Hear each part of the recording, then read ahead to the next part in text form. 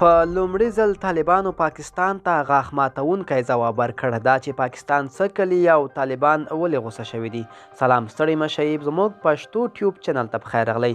پوره معلومات په همدې ویډیو کې راسره وګورئ. په لومړي ځل د عمران خان څرګندونو ته طالبانو غاښ ماتونکی ځواب ورکړ.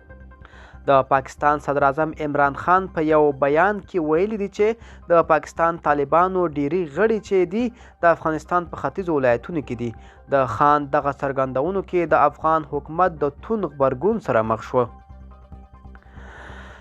د افغان حکومت ویان ذبیح الله مجاهد ویلي چې په افغانستان کې د پاکستانی طالبانو د شتون خبره نه مني. نور که پاکستان د هغه ځای له طالبان سره مشکل لري نو دا دی په خپل ذاتي کار دی او افغان حکومت پکې هیڅ کار نه لري.